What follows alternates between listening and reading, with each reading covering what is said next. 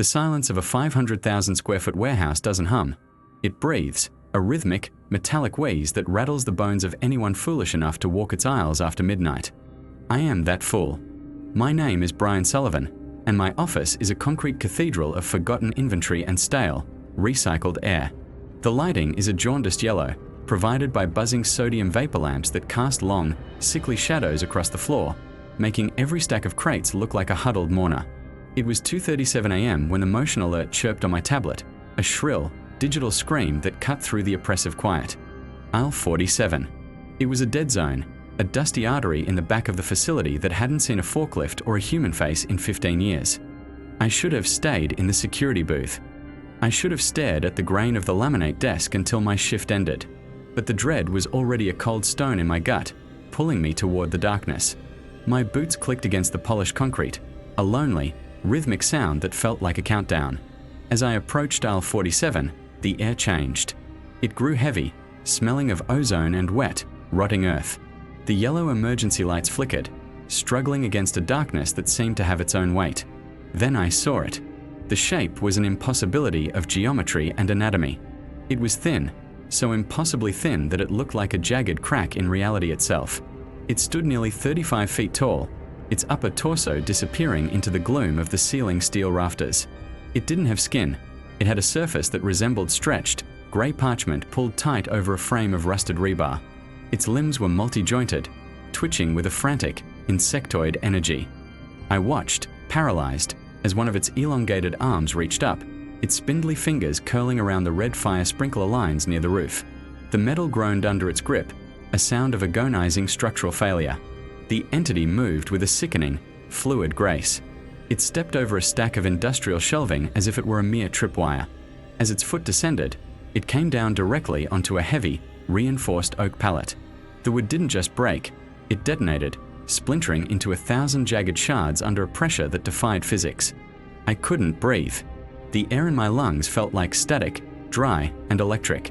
The thing didn't look at me. It didn't have eyes, just deep, hollow voids where light went to die. It dragged its lower appendages across the floor, leaving deep, ragged gouges in the concrete as if the stone were nothing more than wet clay. As it receded into the deeper shadows of the rear wall, a trail of thick, obsidian liquid leaked from its joints, sizzling faintly against the floor. It was a dark, viscous rot that smelled of old copper and funeral lilies. I stood there for what felt like hours, anchored by a primal terror that screamed at me to run while my muscles refused to twitch. When I finally found the strength to return to the monitor room, my hands were shaking so violently I could barely operate the console. I pulled up the feed for aisle 47. I watched the timestamp. 2 hours and 37 minutes. 2 hours, 37 minutes and 1 second. Then, a jump. The screen turned into a chaotic swirl of digital artifacts, a bruise of purple and green static that lasted exactly 60 seconds. When the picture returned at 2 hours, 38 minutes and 1 second, the aisle was empty. The entity was gone. Only the physical wreckage remained, the pulverized wood, the scarred concrete, and that weeping black bile. By 6 a.m., the shift supervisor arrived. He didn't ask me for a report. He didn't ask why I looked like I'd seen the heat death of the universe. He simply handed a work order to a team of silent maintenance men. By noon, aisle 47 was walled off behind a fortress of double-stacked, shrink-wrap pallets. No one spoke a word. The warehouse returned to its rhythmic, metallic wheeze, but the yellow light felt a little more like a warning than a guide. In this place, the shadows don't just hide things, they manufacture them. The walling of aisle 47 was a silent pact between me and the concrete, a tombstone of shrink-wrap and splintered wood that I tried to forget every time I passed it. But the warehouse is a living organism with a fever, and its sickness was spreading toward the loading docks. By the third night after the incident, the air in the distribution center had curdled, turning thick with the smell of wet iron and ozone. I found myself stationed near the northern perimeter, where Dock 6 sat like a gaping, metal throat waiting to be fed. The overhead fluorescence had surrendered to a terminal jitter, bathing the entire bay in a strobe-like, necrotic blue. It wasn't just flickering, it was a rhythmic, mechanical seizing that turned the world into a series of disjointed, agonizing frames. 1 second of vision, 1 second of absolute, lightless void. Static hissed in my earpiece, a jagged sound that felt like teeth scraping against my skull. I was standing near the control kiosk when the sound started. It wasn't a bang or a crash, but a low, agonizing groan of protesting steel. My eyes darted to the massive motorized door of Dock 6. In the blue-black strobe of the failing lights, I saw the impossible. The heavy steel plate, designed to withstand the impact of a runaway semi-truck, was bowing inward. It hummed with a violent tension, the metal screaming as it was forced upward from the outside. I felt the panic then, not as a sudden shock, but as a slow, freezing tide rising in my lungs. My breath came in shallow, jagged gasps that tasted of dust and old grease. I should have run. I should have retreated into the labyrinth of the main floor, but my boots felt fused to the concrete. Flash! The door was buckled 3 inches off the ground, a sliver of the exterior darkness bleeding in. Flash! The gap was a foot wide, and something was pressing through. Flash! A hand, if you could call it that, gripped the bottom edge of the steel door. It was the color of a drowned man, a pale, sickly white that seemed to absorb the flickering blue light.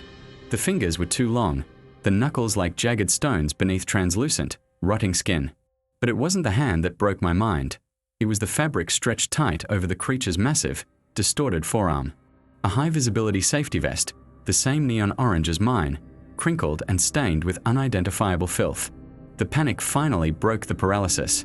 I lunged for the emergency override switch, my fingers trembling so violently I nearly missed the heavy red button. The strobe light caught the monster as it heaved itself further under the door. It was a mountain of curdled, milk-white flesh, a grotesque parody of a man squeezed into a company uniform that was screaming at the seams. It had no face, only a smooth, featureless expanse of pale skin where features should have been, reflecting the blue flicker like a wet bone. The sheer physical weight of its presence felt like a pressure wave, a vacuum sucking the air out of the bay. The creature gave a heave, and the motorized door track sparked, the metal twisting as it was pried upward by raw, unnatural strength. I slammed my palm onto the override button. The heavy-duty industrial motors shrieked in protest, a grinding, metallic wail that drowned out the pounding of my own heart. For a heartbeat, there was a stalemate, the machine fighting the monster, the blue light flashing faster and faster until the world felt like it was disintegrating into static. Then, the override took hold. The safety mechanisms hissed, and the motorized door slammed down with the force of a guillotine. The impact vibrated through the concrete floor, rattling my teeth. I heard a sound that will haunt me until the day I rot, a wet, heavy crunch, like a boulder dropping into a pool of mud. The scream that followed didn't come from a throat. It was a vibration that shook the very foundations of the warehouse, a low-frequency howl that felt like it was peeling the skin off my bones. I slumped against the kiosk, my chest heaving, the blue strobe finally burning out and leaving the bay in a heavy, suffocating dimness. I waited for the door to move again, for the pale thing to tear its way through the steel, but there was only a hollow, ringing silence. My flashlight beam was a pathetic, shaking needle in the dark as I forced myself to approach the door. The heavy steel plate was ruined. Deep, jagged gouges were torn into the metal where the creature's claws had gripped it. The steel curled back like scrap paper. Underneath the thick rubber seal at the base of the door, a thin, viscous line of dark liquid was beginning to seep across the floor. It wasn't blood. It was something darker, thicker, like used motor oil mixed with bile, smelling of ancient, stagnant water and copper. It pulled in the divots of the concrete, a black stain in the moonlight that shouldn't have been there. I looked at the cameras, but the monitors were dead, filled with a snow of grey static that seemed to form shapes if I looked too long. I stood there in the dark, the silence of Dock 6 pressing against my eardrums like a physical weight. The warehouse was quiet again, but it was the silence of a predator that had just missed its strike. I knew, with a cold and certain dread, that the safety vest wasn't a coincidence. It wasn't a mockery. It was a uniform. And in this place, the shift never truly ends. I backed away from the black liquid, my footsteps echoing like gunshots in the empty bay. Every shadow in the rafters now looked like a pale limb. Every creak of the building sounded like a groan of a buckled door. I retreated toward the security hub, my mind a fractured mess of blue light and white skin. I didn't report the breach. Not yet. I just sat in the flickering glow of the remaining monitors, watching the dark liquid on the feed from Dock 6 as it slowly, impossibly, began to retreat back under the door, as if the darkness outside was drinking it back up. The distribution center breathed on, its rhythmic, metallic wheeze unchanged. I was just a witness, a small, terrified gear in a machine that didn't care if I was crushed, as long as the freight kept moving. My hands were still shaking as I reached for my thermos, the cold coffee tasting like ash. I looked at the orange vest draped over the back of my chair and felt a sudden, violent urge to vomit. The line between the employees and the things we were guarding was thinning, worn down by the constant, grinding pressure of the night shift. Out there, past the steel and the concrete, something was waiting for its turn to clock in. And it already had the uniform. I checked my watch. 3:15 a.m. 3 more hours of static. 3 more hours of the blue flicker madness. I gripped the edge of the desk until my knuckles turned as white as the thing at the dock, waiting for the next sensor to trip, the next door to groan, the next piece of my sanity to be packed into a box and shipped off into the void. The warehouse doesn't just store things. It consumes them, processes them, and spits them back out in shapes that defy the light of day. And as I sat there, listening to the hum of the distant conveyor belts, I realized the worst part of it all. I wasn't just guarding the warehouse from the outside. I was making sure whatever was inside didn't realize it was time to leave. The blue light flickered once more, a final, dying pulse, and then the bay went black. In the total darkness, I heard the faint, unmistakable sound of a heavy door sliding open, not at Dock 6, but somewhere deeper, somewhere in the basement. The sound of 1,000 robotic footsteps beginning their rhythmic, soulless dance. The night shift was just getting started, and the terror was the only thing being delivered on time. I closed my eyes, but the strobe was burned into my retinas, a permanent scar of blue and white, a reminder that in this place, safety is just a vest you wear while you wait for the dark to find you. The descent into the sub-basement felt less like walking down a flight of stairs and more like sinking into a throat. The air down there didn't circulate. It just sat, heavy with the smell of ozone and something sweet and cloying, like lilies left to rot in a funeral parlor. My flashlight beam was a pathetic, flickering needle against the oppressive weight of the dark, but then I hit the override for the main floor lights. The world didn't just brighten, it shattered into 1,000 jagged pieces of sterile, cold white glare. The lead arrays overhead hissed with a high-pitched electronic whine, a digital scream that vibrated in my teeth. It was a light that didn't illuminate so much as it stripped everything bare, exposing the grime, the rust, and the wrongness of what lay beneath the main floor. The camera alert on my tablet had indicated movement in Sector 7G, a restricted shipping bay that wasn't even listed on the current warehouse map. It was a dead zone, a place where the Wi-Fi signal went to die and the shadows seemed to have teeth. But the motion sensor had been insistent, a rhythmic, pulsing notification that spoke of deliberate activity. I rounded the final corner, my boots clicking against the polished concrete with a sound like snapping dry kindling. Then I saw it. The production line. It wasn't a machine. Or rather, it wasn't just a machine. 24 figures stood shoulder to shoulder along a rusted conveyor belt that should have been decommissioned decades ago. They were dressed in the same navy blue company uniforms I wore, but the fabric was stained with a dark, oily ichor that looked like old blood mixed with hydraulic fluid. They weren't moving like men.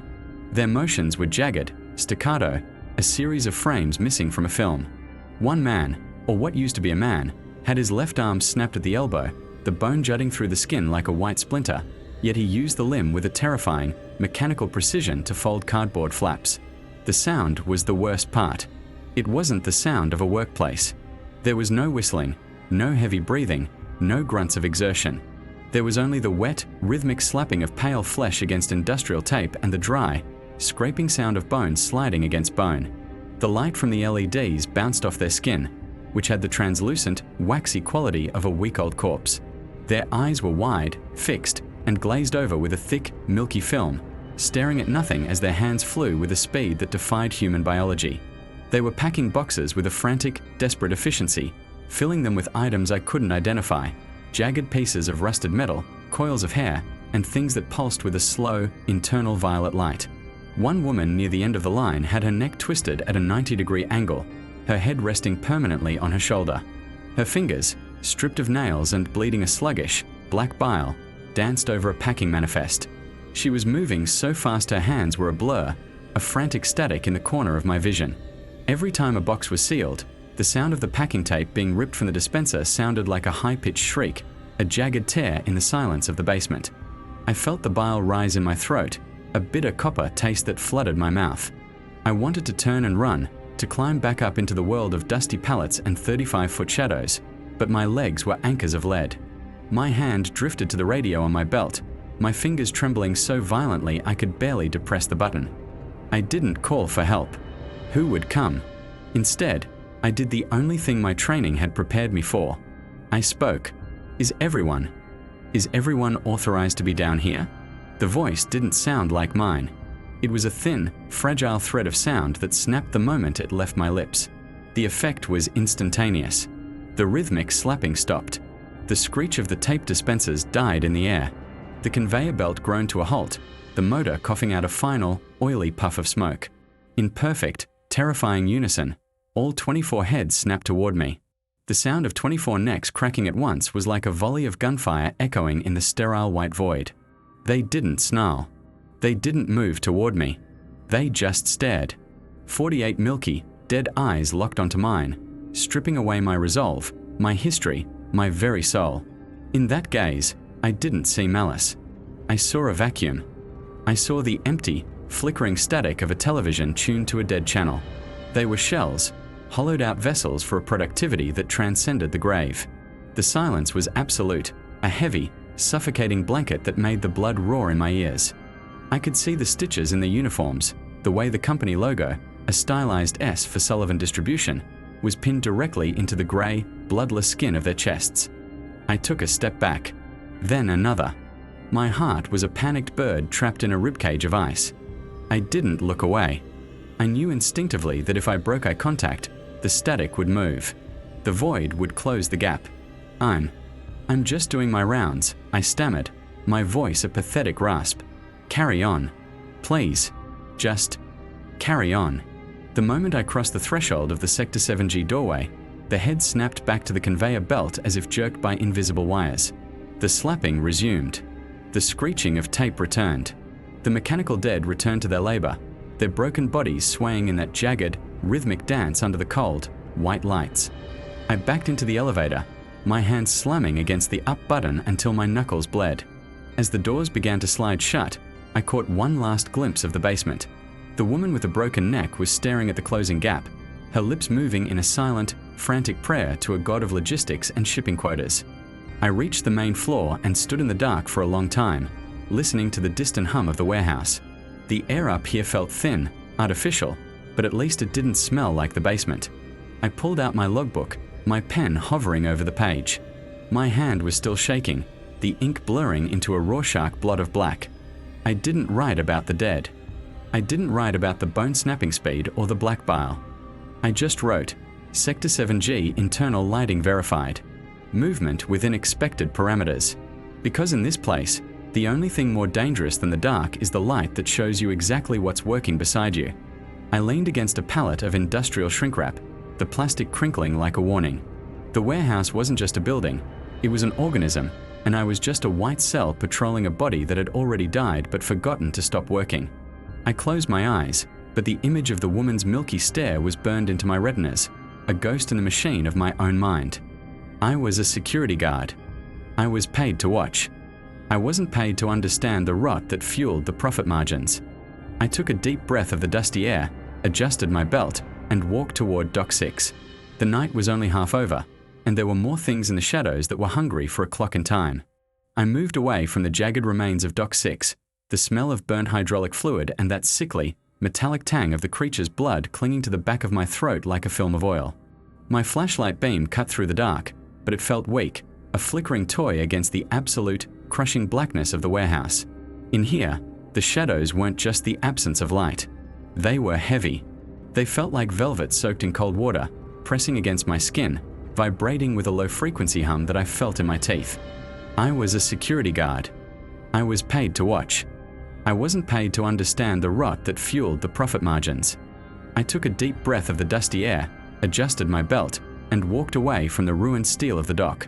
The night was only half over, and there were more things in the shadows that were hungry for a clock in time. My boots clicked against the polished concrete, a rhythmic, lonely sound that echoed up into the high, invisible rafters.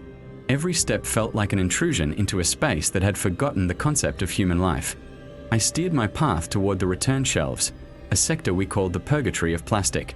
It was a sprawling labyrinth of metal racks, miles of industrial shelving reaching toward a ceiling lost in the void. This was where the rejected things went, the broken, the mislabeled, the things customers had looked at once and decided they didn't want in their homes. It was a graveyard of consumerism, smelling of old adhesive, stale cardboard, and a faint, underlying scent of something organic turning to mulch. The hum of the warehouse changed here. It became a frantic, electrical static, the sound of 1,000 dead channels playing at once. I kept my hand near my radio, though I knew no one would answer. The static in the air seemed to swallow the signal anyway. I turned into aisle 112, my light sweeping over stacks of sealed boxes. Most were unremarkable, brown cubes of corrugated paper, held shut by thick, clear packing tape. But the further I walked into the guts of the return section, the more the air seemed to thin. My lungs burned. The paranoia I'd been suppressed since aisle 47 began to claw at the back of my skull. I felt eyes. Not the eyes of a predator, but the frantic, wide-eyed stare of something trapped. Then I heard it. A soft, rhythmic thud. It wasn't coming from the rafters or the vents. It was coming from chest height. I froze, my heart hammering a frantic rhythm against my ribs. I swept the light across a row of mid-sized packages. In the center of the shelf, a box, labeled only with a faded barcode and a smudge of grease, was vibrating. It wasn't the vibration of a machine. It was a wet, muscular flexing. The cardboard sides were bulging outward, then pulling back in, like a set of lungs struggling for oxygen. The packing tape groaned, the plastic stretching to its limit, white stress marks appearing in the adhesive. I should have kept walking. I should have looked at the floor and counted my steps until I reached the break room. But the sound that came next stopped the blood in my veins. It was a voice. It didn't sound like it was coming from a throat. It sounded like the friction of sandpaper on a wet tongue. "Help," the box whispered. The sound was muffled, filtered through layers of paper and tape, but the desperation in it was visceral. It was a jagged, raw sound that felt like a needle being dragged across a record. "Please," the voice came again, more frantic now. The box hopped an inch forward on the metal shelf, the sound of cardboard scraping against steel screeching through the silence. "I can't breathe. It's so tight. Please." Just a small cut. Just one slit in the tape. The box flexed again, a violent heave that made the entire shelf shudder. I could see the outline of something inside, something with too many joints, pressing against the interior walls. It looked like fingers, or things that wanted to be fingers, splaying out against the brown paper, trying to find a seam, a weakness. I felt my hand drift toward the utility knife on my belt. The human instinct to help, to alleviate suffering, is a rod of its own in a place like this. My fingers brushed the cold plastic handle of the blade. The box seemed to sense the movement. Yes, it hissed, a wet, slurping sound following the word. Just the tape. The air is so thin. I'm suffocating in the dark. "Please, Brian." It knew my name. The realization hit me like a physical blow, a cold bucket of lead poured over my head. My hand recoiled from the knife as if the handle had turned into a red-hot coal. I took a step back, my flashlight beam dancing erratically as my pulse spiked. I remembered Miller. Miller was a veteran of the day shift, a man whose skin looked like yellowed parchment and whose eyes were always bloodshot from lack of sleep. A week ago, over a lukewarm cup of vending machine coffee, he'd leaned in close, his breath smelling of peppermint and decay. "If you hear them, Brian, don't you damn well answer," he'd whispered, his voice trembling. "The packages. Sometimes they talk. They'll beg. They'll cry. They'll tell you they're dying. But you have to remember, that box wasn't packed with anything living. Whatever is in there now, it didn't start out that way. It's a lure, like an anglerfish in the deep.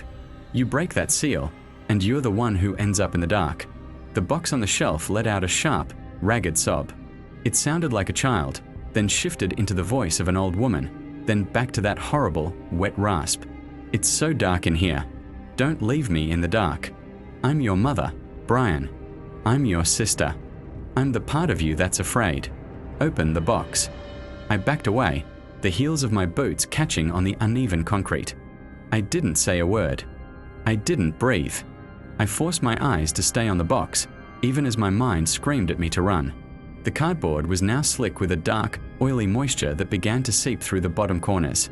It looked like rot, but it moved like sweat.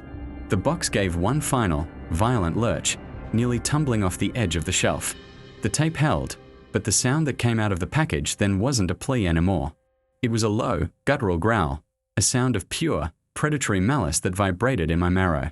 I turned and walked. I didn't run, because running suggests prey. and I refused to be prey in my own warehouse. I kept my light fixed dead ahead, ignoring the wet, slapping sounds that began to echo from the shelves behind me. The voice followed me for 3 aisles, shifting through every tone of agony and rage it could find, before finally dissolving into a high-pitched, electronic screech that sounded like a modem trying to connect to hell. When I finally reached the security office, my breath was coming in short, jagged gasps. I dropped into the rolling chair, the plastic sticking to my sweat-drenched shirt. My hand shook as I reached for the mouse, pulling up the feed for camera 84, the one aimed directly at aisle 112. I rewound the footage. The screen was a grainy wash of greys and deep blacks. I saw myself on the screen, a small, fragile figure bathed in the harsh cone of a flashlight. I watched as I stood before the box. On the monitor, the box didn't just flex.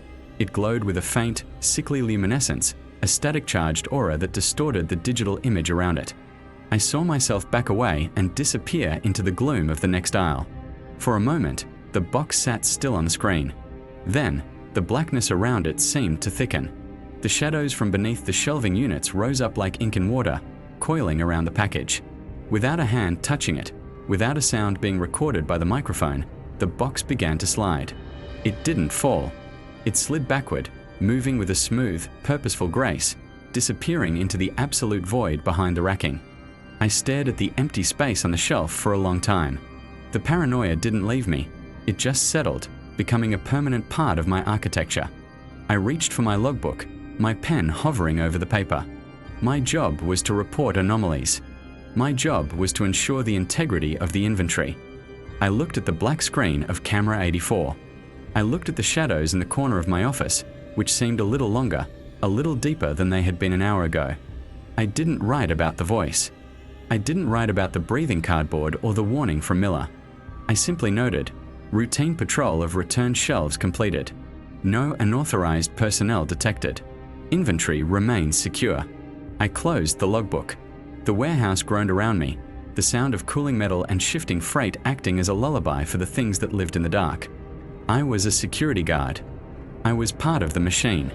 And the machine didn't care if the boxes were empty or full, as long as the tape stayed shut.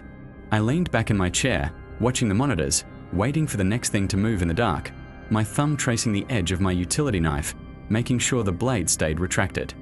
I wouldn't be the one to break the seal. Not tonight. Not ever. The silence of the warehouse was never truly empty. It was a pressurized, heavy thing, a physical weight that sat on my shoulders like a leaden cloak. After the box in the return section had finished its muffled, rhythmic pleading, that desperate, sandpaper voice begging for a breath of air it didn't have the lungs to intake, the air in the security booth felt thin, filtered through layers of static and old dust. I sat there for what felt like hours, my eyes tracing the flickering edges of the CRT monitors. My thumb remained hooked over the edge of my utility knife, the cold steel a grounding wire against the rising tide of the impossible. I kept the blade retracted. I had learned that in this place, the moment you sharpened your intent, the warehouse sharpened its response. I wouldn't be the one to break the seal. Not tonight. Not ever.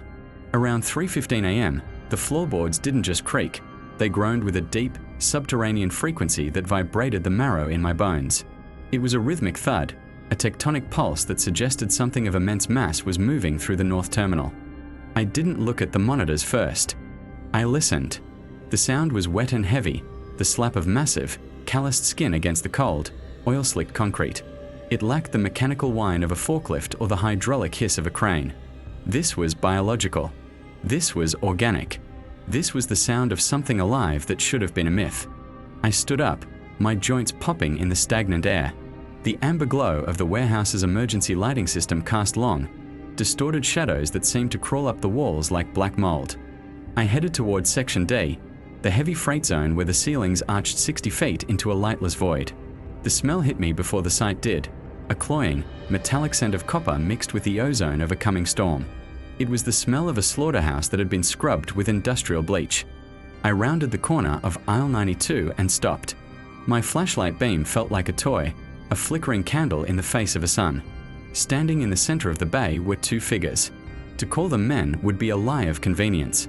They were titans, standing at least 20 feet tall, their proportions stretched and elongated like taffy. They wore the standard navy blue uniforms of the distribution center, but the fabric was a ruin, shredded and weeping at the seams. The cloth was pulled taut over muscles that looked like bundles of wet, grey cable, twitching with a terrifying, subterranean energy. The giants didn't use machines. They were the machines. One of them reached down and gripped a 3-ton crate of industrial engine blocks. It didn't strain. It didn't grunt. It simply lifted the mass with a casual, fluid motion, its fingers, thick as fence posts, digging deep furrows into the reinforced wood. As it hoisted the crate toward the top rack, its head tilted back, entering the sulphurous amber halo of a high-mounted security light. That's when I saw the blood. A thick, viscous stream of dark, nearly black fluid was leaking from the giant's mouth. It wasn't a wound, it was a spill. It coated its chin and dripped onto its chest, staining the tattered company logo in a slow, rhythmic pulse. The giant's eyes were wide, vacant orbs of milky white, devoid of pupils or iris, staring into a middle distance that I couldn't perceive. It looked like it was in a trance, a state of holy, industrious catatonia. The second giant worked in perfect, haunting synchronization, moving behind the first to stabilize the load with hands that could have crushed a sedan into a cube. They moved with a grace that was sickening to behold. There was no wasted motion, no hesitation. They were the ultimate expression of the corporate dream, limitless strength, total silence, and a complete lack of ego. They didn't notice me. I was a flea, a speck of dust in the periphery of their gargantuan labor. I watched as they organized the entire freight lane in minutes, a task that would have taken a human crew a full shift. The wet slap of their feet on the concrete echoed through the cavernous space like a heartbeat. When the last crate was slotted into place with a precision that defied the laws of physics, they simply stood there, their long arms hanging at their sides, the dark blood still dripping, making a soft, pattering sound on the floor. I backed away slowly, my boots making no sound on the grit. I didn't want to know what happened when their shift ended. I didn't want to know where they went when the sun began to bleed through the skylights. By 7 a.m., the warehouse had shifted. The amber glow was replaced by the cold, sterile light of morning. The giants were gone. The only evidence of their presence was a series of deep, circular indentations in the concrete and a few dark, sticky patches that the morning crew would mistake for leak transmission fluid. I walked into the main office, my legs heavy, my mind a fractured map of things that shouldn't exist. Mr. Henderson was there, his tie perfectly knotted, his skin the color of old parchment. He was reviewing the night's digital logs, his face an unreadable mask of corporate indifference. He didn't look up when I entered. He just tapped a pen against the desk, a rhythmic, annoying sound that mimicked the giant's footsteps. I laid my report on his desk. I didn't mention the 35-foot entity or the pale thing at Dock 6. I didn't mention the zombie production line or the pleading boxes. I kept it professional. I kept it dry. Heavy movement in the freight lanes between 3 o'clock and 4:30, I said. My voice sounded thin, like it was coming from a long way off. Henderson stopped tapping the pen. He looked at the report, then looked at me. His eyes were sharp, devoid of any warmth, but they weren't surprised. He reached into a drawer and pulled out a folder. It was my contract, already updated. "The company appreciates your discretion, Brian," he said, his voice a dry rasp. "We've reviewed your performance. You're observant. You follow the protocols. You don't ask the kind of questions that lead to workplace accidents." He slid a pen across the desk. I looked at the new figures. A 20% raise. It was more money than I had ever seen on a single line of a paycheck. Attached to the pay scale was a new addendum. It listed several zones, aisle 47, Dock 6, the basement production floor, and the heavy freight lanes after 2 a.m. as restricted access. My job was no longer to patrol the warehouse. My job was to watch the cameras and ensure that the seals stayed shut. My job was to be a ghost in the machine. I picked up the pen and signed. As I walked out of the office and into the cool morning air, I felt a strange, hollow sense of peace. The world outside was messy. People argued. They were late. They were lazy. They had drama and dreams and failures. But back in the dark, under the amber lights, there was a perfect, terrifying order. The monsters didn't care about my politics or my past. They didn't want to talk about their feelings. They just wanted to work. They were disciplined. They were efficient. They were the most honest coworkers I had ever had. I headed for my car, the sun feeling far too bright against my skin. I knew I'd be back tonight. I'd sit in my booth, I'd watch the monitors, and I'd listen to the deep, wet thud of the giants moving the world's weight. As long as I stayed behind the yellow line, I was safe. And in a world falling apart, maybe a little bit of horror was a fair price to pay for a steady job and a silent shift. After all, the things in the dark didn't need to be understood. They just needed to be left alone to finish their work. The dawn did not break over the warehouse so much as it curdled. A sickly, anemic grey light began to leak through the high, grime-crusted clerestory windows, illuminating the dust motes that danced like panic spirits in the stagnant air. The sterile glow of the security office felt like a needle in my eye, a harsh, flickering fluorescence that stripped away the comforting shadows of the night and replaced them with the stark, ugly reality of my shift's end. I sat there for a long time, my hands trembling slightly as I gripped a lukewarm cup of vending machine coffee that tasted like burnt plastic and regret. My heart was a lead weight in my chest, rhythmic and heavy, echoing the dull thud of those massive, necrotic feet I had heard pacing the freight lanes only an hour before. I looked at the monitor. Aisle 47 was a dead zone of static, a jittering void where the 35-foot thing had reached for the rafters. The pallets were still moved, the heavy drag marks still scorched into the concrete like the tracks of some prehistoric leviathan. I could still smell it, that cloying, metallic scent of the dark liquid that had leaked from the creature at Dock 6. It wasn't blood, not exactly. It was something older, something that smelled of wet earth and ancient, pressurized rot. It was the smell of the warehouse's secret heart, a pulsing, rhythmic machinery that required more than just electricity to keep turning. The door to the main office creaked open. It was Mr. Henderson, my supervisor. He was a man who seemed to be composed entirely of starch and exhaustion, his skin the color of a manila folder and his eyes two burnt-out cinders buried deep in his skull. He didn't ask how the night went. He didn't ask about the missing minute of footage or why the steel door at Dock 6 looked like a giant had tried to peel it open with a fingernail.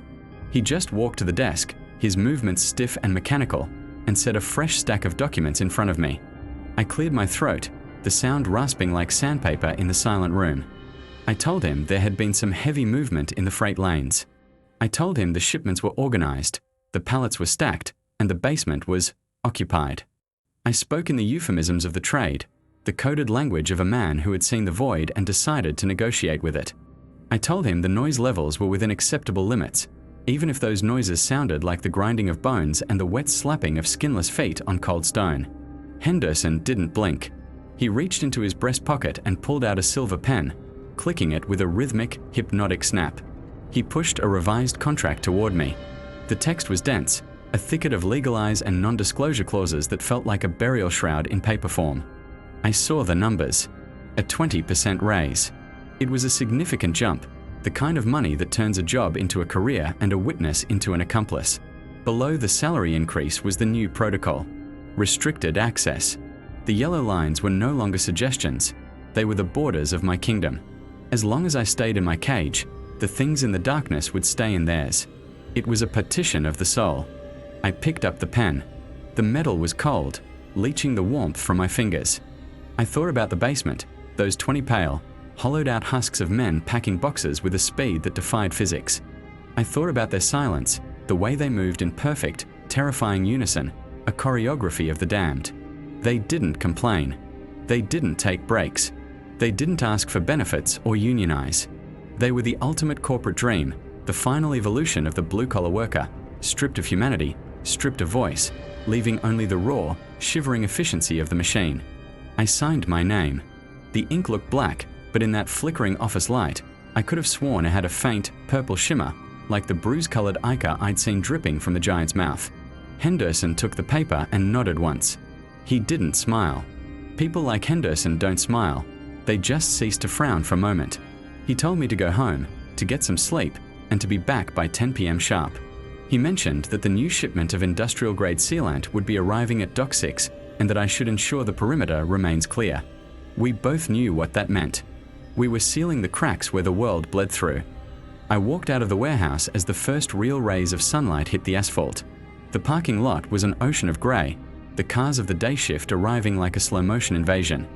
I watched them walk toward the entrance, tired men and women with their coffee cups and their badges, eyes downcast, already bracing for the monotony of the grind. They had no idea what lived beneath their feet. They didn't know that the boxes they shipped were packed by fingers that didn't feel heat or cold. They didn't know that the heavy lifting in the dead of night was done by titans who wore their uniforms like a mockery of life. I felt a strange, jagged surge of pride as I unlocked my car. I wasn't like them. I was the gatekeeper. I was the one who kept the nightmare organized. I was the one who made sure the rot didn't spread past the loading docks. The world outside was falling apart. Inflation was a slow-motion car crash. The streets were filled with the desperate, and the noise of a crumbling society was a constant, low-frequency hum that never let anyone rest. But inside the warehouse, there was order. There was a schedule. There was a terrifying, absolute silence that was more honest than any political speech or corporate mission statement. Those things in the dark, the 35-foot shadows and the pale, screaming boxes, they weren't the enemy. They were the workers. They were my co-workers. They followed the rules. They didn't engage in office politics. They didn't backstab or gossip. They just existed in their assigned slots, performing their impossible tasks with a devotion that was almost religious in its intensity. If the price of a stable life and a fat paycheck was a little bit of cosmic horror, who was I to complain? I drove home through the waking city, the Gothic spires of the downtown district looking like jagged teeth against the morning sky. I thought about the box that had pleaded for air. I thought about the way its cardboard skin had flexed like a lung. I would never open it. I would never answer the voices. That was the deal. I would be the silent witness to the impossible, and in exchange, I would be taken care of. I pulled into my driveway and sat for a moment, listening to the engine tick as it cooled. My house was quiet. The neighborhood was quiet. But in my mind, I could still hear the rhythmic thud-thud-thud of the giant's footsteps echoing through the hollow vastness of the distribution center. It was a heartbeat. The warehouse was alive, a great, concrete beast that breathed in freight and exhaled commerce, and I was a vital part of its anatomy. I closed my eyes and leaned my head back against the seat. I wasn't afraid anymore.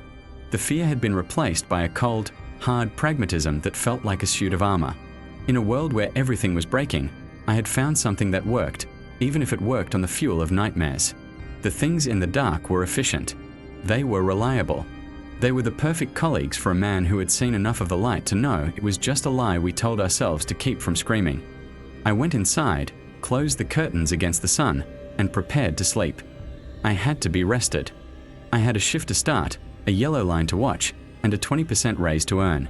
The darkness was waiting, and for the first time in my life, I couldn't wait to get back to work. After all, the monsters weren't the ones you had to worry about. It was the people who didn't know they were there. I was safe. I was silent. I was a professional. And in the end, that was all that really mattered in this rotting, beautiful, terrifying world.